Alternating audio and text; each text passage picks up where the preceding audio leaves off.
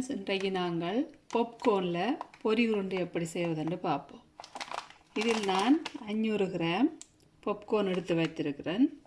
இப்போ அடுப்பில் சட்டி வைத்திருக்கிறேன். நல்லா சூடாகணும். சட்டி ஆகினவுடன் இதை நாங்கள் அதுக்குள்ளே போட்டு பொரிக்க விடும். இப்பொழுது நான் இந்த 500 கிராமில் அரைவாசி இதுக்குள்ளே போட போகிறேன். போட்டுட்டு கொஞ்சம் கீட்டு ஆகினவுடன் மூடியால் இப்போ கொஞ்சம் மூடி விடுவோம். இனி இதை நான் கொஞ்சம் மிக்ஸ் பண்ணி விட போகிறேன். மிக்ஸ் பண்ணிவிட்டு மூடி விடுவோம். இப்பொழுது 5 நிமிடமாக நான் இதை மூடி விட்டேன். நான் இப்போ பார்த்தீர்கள் என்றால் தெரியும், இந்த பொரி பொரிஞ்சு கொண்டிருக்கிறது.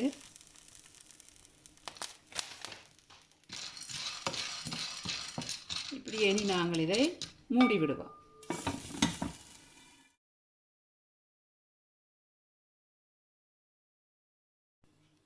இப்பொழுது அரைவாசி பொரிந்து விட்டது. இன்னும் அரைவாசி இருக்குது. நீங்கள் ஹீட்டை குறைச்சி விட வேணும். ஆகம் கூட்டி விட்டால் எரிஞ்சு விடும். குறைத்து விட்டுட்டு மூடி விட வேணும். பார்த்து கொண்டிருந்தால் தெரியும், பொரிஞ்சு கொண்டு வருகிறது. இப்போது நான் ஓப்பன் பண்ணி பார்த்தால் எல்லாம் வடிவாக பொரிந்து விட்டது. இனி இதை நான் எடுத்துட்டு மற்ற மீதமுள்ளதை நான் இதேபோல் பொரித்து எடுக்க போகிறேன். இப்பொழுது நான் 2வது தரம் இதை நான் போட்டு எடுத்தேன். இந்த பார்த்தீர்கள்னா தெரியும், இது முதல் போட்டது, இது 2வது. எல்லா இதுவும் பொரிந்து விட்டது. சட்டிக்குள் நான் எதுவும் போடவில்லை.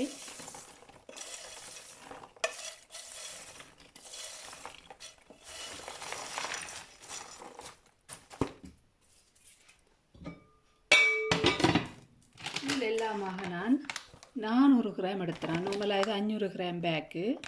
ஏனென்று சொன்னால் நான் மேஷ்மெலோ இதுக்கு பாவிக்க போகிறேன். இதில் எங்கிட்ட 400 கிராம் தான் மேஷ்மெலோ இருக்குது. அதனால் இதில் 400 கிராம் எடுத்தேன். உங்கள்கிட்ட இந்த சோளம் இல்லை என்று சொன்னால் மைக்ரோவேவில் வைக்கிற சோளம் இருக்குது. இது உப்பு போட்டது, அதால் நான் பாவிக்கலை. இதுக்கு உப்பு இல்லை. உப்பு இல்லாத சோளம் தான் நீங்கள் எடுக்கணும். மைக்ரோவேவில் வைக்கிறதும் உப்பு இல்லாதது இருக்குது. அது வேண்டியும் நீங்கள் வைத்து பாவிக்கலாம். இப்பொழுது நான் மேஷ்மெலோ வேண்டி வச்சுருக்கிறேன். இதில் 400 கிராம் இருக்குது. அதை நான் இந்த சட்டியை சுட வச்சுட்டு இதுக்குள்ளே போட்டு மெல்ட் பண்ண போகிறேன். 2 பேக்கெட்டையும் இதுக்குள்ளே நான் போடுகிறேன்.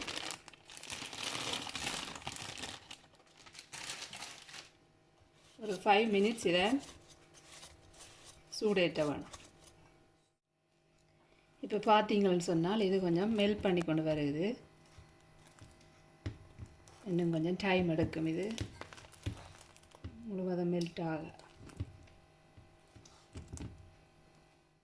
இப்பொழுது நல்லாக மெல்ட் ஆகிவிட்டது. இனி இதுக்கு நான் ஃபுட் கலர் எடுத்திருக்கிறேன். பிங்க் கலரில் எடுத்திருக்கிறேன். ஃபுட் கலர் அதில் கொஞ்சம் விட போகிறேன்.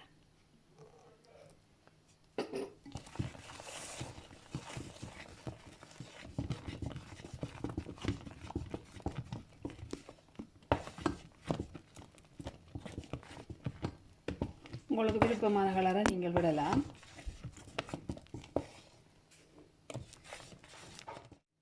இப்பொழுது இந்த மெல்ட் பண்ணின இந்த மேஷ்மெலோவை இந்த சோள பொரிக்குள்ள நான் விட போகிறேன்.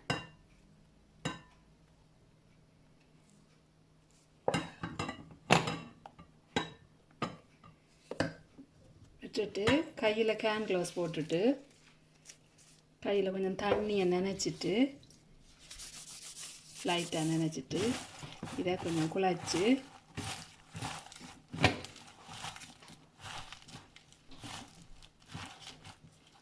சின்ன சின்ன உருண்டைகளாக பிடிக்க வேண்டும்.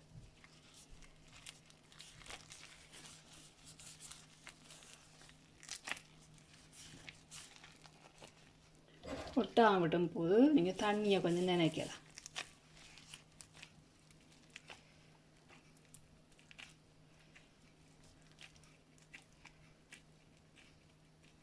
பார்த்தீங்களா தெரியும், உருண்டையாக வந்து விட்டது. எல்லா உருண்டைகளையும் நான் பிடித்து விட்டு உங்களுக்கு காட்டுறேன். இப்பொழுது இந்த பொரி உருண்டைகள் எல்லாம் உருட்டி எடுத்து விட்டேன். இதற்குள் 25 பொரி உருண்டைகள் இருக்கிறது. இதற்கு 400 கிராம் கோன் பாவிச்சேன் நான். இதை நீங்கள் ஒரு 15 தொடக்கம் 20 நிமிஷம் ஃப்ரிட்ஜுக்குள்ளேயும் வைக்கலாம், இல்லைன்னா வெளியில் காய விட்டுட்டும் எடுத்து சாப்பிடலாம். இந்த வீடியோ உங்களுக்கு பிடித்திருந்தால் லைக் பண்ணுங்கள், ஷேர் பண்ணுங்கள், சப்ஸ்கிரைப் பண்ணுங்கள். தேங்க்யூ.